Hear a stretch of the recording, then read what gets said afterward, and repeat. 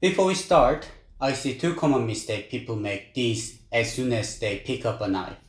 The first is chopping straight down. Most people try to cut with force, but that is the wrong way. If you bring the knife straight down, the blade does not slice the food, it just pushes it. This is like using your knife as an axe. In the end, the food is not sliced, it gets squished, and the flavor gets worse. The second mistake comes from the first one. It is using only your wrist to cut fast. People often do this to copy the fast chef on TV, but there's a problem. You are still not using the edge properly. If you cut like this, the surface becomes rough. It ruins the food shapes. Also, the moisture escape. Actually, the shape of the blade is made for purpose. We call this geometry. Some have a deep curve, others are almost straight. Understand and use this shape. Your skills will improve instantly. Now, let me show you how to use these features properly. First, change your grip. Some people put their thumbs or index finger on the spine of the knife. This grip is good for pushing down, not slicing. Please use the pinch grip. It makes it much easier to control the blade. Next, understand the curve or belly. Let's look at the blade with a deep curve, like a French knife. These knives usually have a high tips and a heavy handle. If you chop fast with this, the curve prevents the blade from touching the boards fully.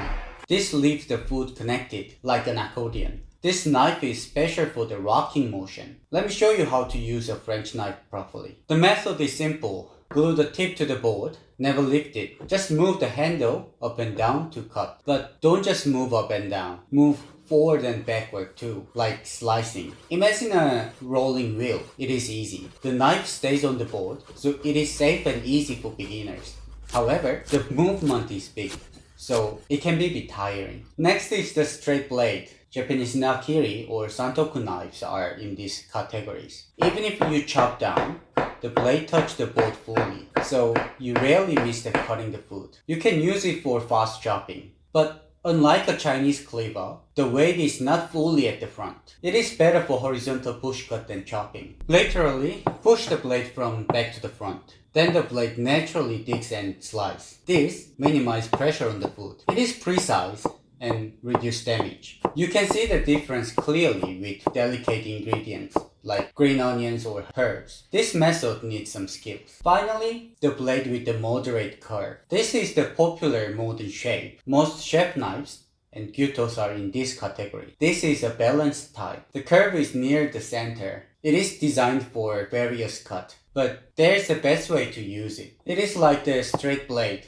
but you push the blade diagonally. Push, so the front part of the blade touches the board first. This reduces wrist tension compared to horizontal cut. It lowers fatigue significantly. Personally, I think this is the best method considering the blade's shape and the human body. You might have a question here. Can I do all these moves with any knife? Yes, you are right. It is possible regardless of the shape. But there is a difference in efficiency. If you rock with nakiri or push cut with French knives, your body gets tired and speed and quality drop. Then, should I just use versatile gyuto? That is hard to deny. However, shapes designed for specific tasks reduce fatigue better than versatile one. This is a tip for professional who repeats the same task hundreds of times a day. If you aim to be a pro, practice various ways. To be honest, that fast wrist chopping I mentioned earlier, that used to be me. I just wanted to look like a talented rookie back then. But I don't want you to just look like a pro. I want you to become a real deal. Today,